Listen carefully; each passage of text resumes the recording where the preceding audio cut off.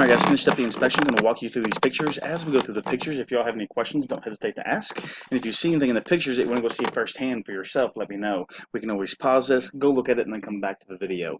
Don't save any questions to the end. People usually forget by the time we get to the end of this. Got about 130 pictures to go through, so please feel free to interrupt. First thing we do is a cover shot of the front of the house. There that is. First thing you notice, we need a set of handrails there, and that steps there by the front. Vegetation's getting a little close to the house. Let's get that trimmed back. Like I say, at least an 18-inch clearance. Cover shot there, the right side of the home. Hose bib there, checked out good. Gas meter's over at the right-hand side. Your main gas valve is right here to the left-hand side of the meter. It's that valve right there. If you can shut your gas off. Looking at the roof there, for the most part, it was in decent shape here today. That's a 12 to 15-year life expectancy on that type of shingle, and I'm guessing you're around 10 years on that, so you're coming due on that before too long. So start budgeting now. New roof's coming in your near future. Another cover shot there. In general today, though, everything looked to be in good shape. Had one nail pop. Shingle starting to raise up a little bit. Then I get that smack back down. And then no rain cap on that chimney, and I've seen some gaps in the bricks. Let's get the gaps resealed and a rain cap put on top of that. Some more nail pops, a couple shingles there sticking up a little bit. The little pump there, I think it's just to collect groundwater in that general area and pump it on out toward the street. Kind of unorthodox the way they did that, but I'm glad to see that we have something there to catch the water and pump it out. Right. Something better than that. Yeah. Another cover shot there, you just kind of see the wear, the discoloration and stuff in them shingles. They're showing their age. Cover shot there to the left side of the house. Here's those gaps from the chimney. See how the brick there has some gaps in them? And I get all that sealed back up a little bit better. Another cover shot there of the roof. Electrical meter base there looked to be in good shape. Cover shot of the rear. Oh, you guys stand up there? That's right. Gotcha. And then a little bit of cracking there in the concrete there by the back. It needs to be sealed up. Some pre-mix mortar mix to keep the water out of it. AC unit is a Heil. Did not see a date on it, but it's definitely an aged unit. It's definitely an older unit there. I got some rusting and stuff. I think the coils are pretty dirty. Usually when those units are running, the air shoots straight out the top of these. I feel air coming out the side, which is an indication this right here is clogged up and it's disrupting that airflow. So I'm going to recommend service and cleaning on that. And with the age of it, again, be prepared, start budgeting. I think before too long, you'll be replacing that AC unit. Little crawl space area on that rear addition. Be nice to have some plastic on the ground. Help hold down any kind of ground moisture and smells, that type of thing. Other than that, they'll look pretty good in there. Just need that moisture barrier on the ground. Coming in the side door there, the doorbell did not respond. Be nice to get that either removed or replaced. And then heading for the basement. No handrail going down. Be nice to have a handrail going down that as well. Cover shots there in general. Very limited view and access. All the personal storage. I couldn't see every square inch of the foundation. I couldn't get to every outlet. That's going to be true throughout the house. There's some windows there I couldn't get to either. I think most of what we're having on the mold and stuff is the cardboard boxes, the clothing down there. I think that's what most of the mold's probably on, because I didn't see any major visual signs of mold. Washing machine connections there look to be in good shape. There's your drain, your dryer vent. I prefer the braided steel lines instead of the rubber lines, and I prefer a smooth wall pipe instead of the slinky style pipe, just so you know. From there, stepping over to the electrical panel box, it is a Cruise Hines, showing the breakers there in general. Nice to get everything labeled out a little bit better. They have a few things written on there, but nice to get it all labeled out. Name brand. Get rid of this McAfee thing that always pops up on me. Just cover shot there of the inside of the panel box. We are a 100 amp service. All the wiring there looked to be in good shape. I was happy with that panel box. And then right there to the top left of the panel box, we got a outlet up here with duct tape wrapped around it. A lot of people use duct tape to cover up holes and stuff in junction boxes. They don't realize, though, the adhesive on the backside of duct tape is flammable. So let's get the duct tape pulled off there. If there's any gaps there, let's get them properly sealed up. And then we had a little water leak behind the wash machine connections. Right here, this connection, we're dripping. It's dripping onto this block right here, right there by the wash machine connections. So I think that needs to be resoldered. Steel support post, starting to show a little bit of fatigue there where it's starting to bend, and it's also just nailed in. I see some actual lag bolts to bolt those together. Here's the only visual mold that I've seen. It's also asbestos tape on the ductwork, but the gray stuff there you can see is the penicillium aspergillus mold. And then your main water shutoff valve is on the right side of the house in the basement. Your main water shutoff valve is right there. It's grounded. Everything there looked to be in good shape. I do have this crack running through here, and it shows signs of moisture. See the stains there, a little bit of moisture coming in. I don't think it's flooding the basement by any means, but still, it'd be nice to get all that sealed up.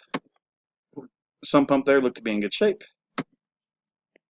Almost be nice to have a cover over top of that too to help hold down the water. That way you don't have any water evaporating out of that into your basement. That may be another reason that we're having a high mold count. Water heater is a Kenmore. It's a 40-gallon unit, no date. Connections at the top all look to be in good shape. Overall, I was happy with this unit. The gas line was my only issue. We have the yellow CSST gas line. It's corrugated stainless steel tubing. It needs to be grounded. Right. The furnace, I turned that cover around. It was irritating me being upside down, so I went and flipped it for you. It is a Train natural gas unit. Got some signs of leakage here, condensation leakage evidence there, and that continues to the inside of the unit as well. I'm going to recommend service and cleaning on that. Overall, though, completely functional. And it looks a little newer than the water heater and the AC unit as well. Heading up, handrail once again. That was what the furnace? What's that? Yeah. Yes. Yep. Heading up, the little set of steps coming up from that side door needs a handrail. And then we head on up to the upper level.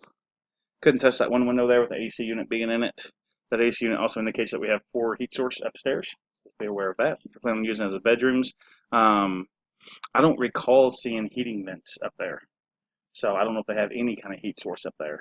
Like an air vent? Yeah. I seen one. Did you? Yeah. Okay.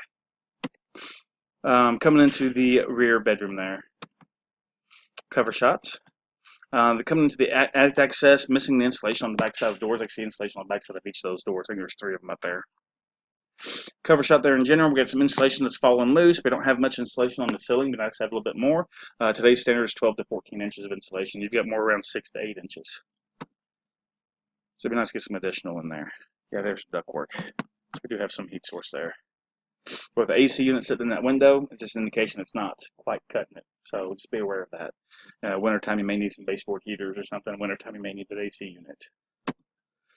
Cover shots there in general. There's that loose piece of insulation. Looking at the roof there from the balcony, again, just showing its age, but overall in decent condition here today. Balcony itself could use good pressure washing, reseal coating. I haven't met a deck yet that doesn't need a good pressure washing and reseal coating. Coming into the upper bathroom, the sink, the drain stopper was disconnected, missing the drain stopper, and it's also slow to drain. Got a little bit of hair clog there, but it looks like. Plumbing underneath, though, looked to be in good shape. Commode flush just fine, secured to the floor, no signs of leakage, and the shower kicked right on for me. Again, just showing that slow draining there at that sink. Coming into the front bedroom, cover shot. And from there, we step downstairs. The outlets I could get to checked out good. Just keep in mind, I'm sure there's some behind the bed and stuff that I can't get to. And that's going to be true on the first level as well. You've got quite a bit of limitations there, all the personal storage. Coming into the rear living space, that addition. I've got an interior key deadbolt. To me, that's a fire safety hazard. I like to see a regular latch style on that.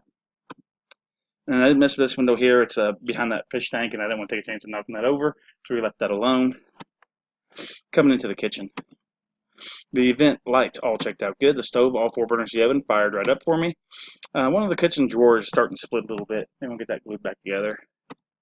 Refrigerator is good and cold. Got ice in the ice maker. Seems to be working just fine. Dishwasher, unable to test. It's loaded with dishes. I melted a Tupperware bowl one time, got sued over it. I don't mess with those no more when they're loaded with dishes. Kitchen sink faucet spray are all checked out good. Plumbing underneath all look to be in good shape.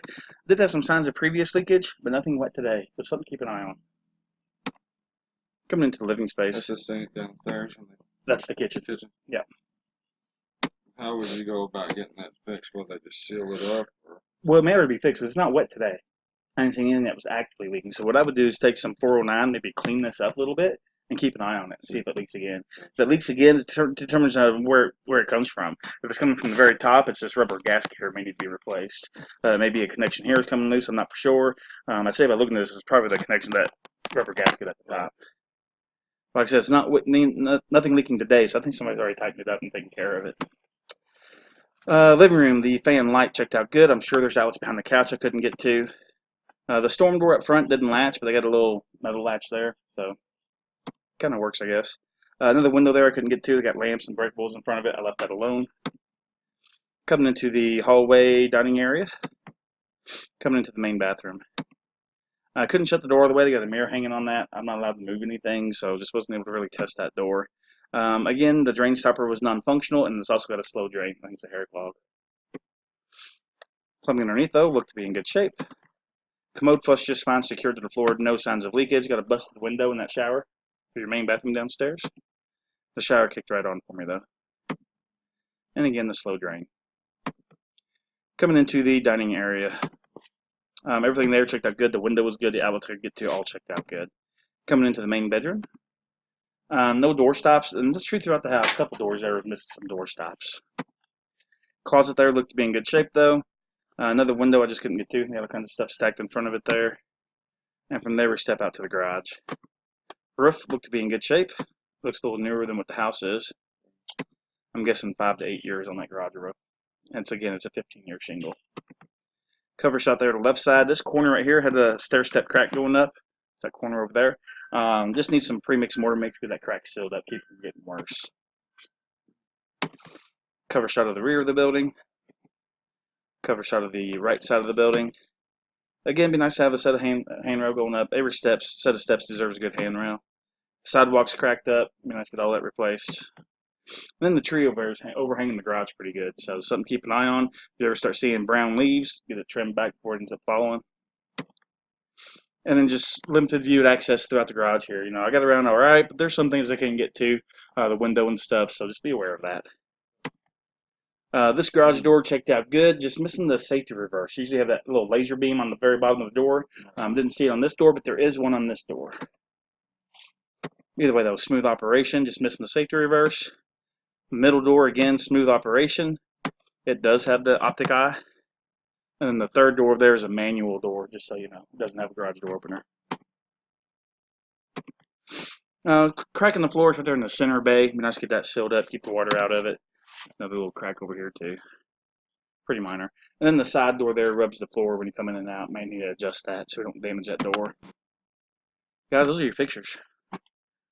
So the gas line at the water heater would be an issue. The plumbing leak that we found there behind the washing machine, definitely want to get that taken care of.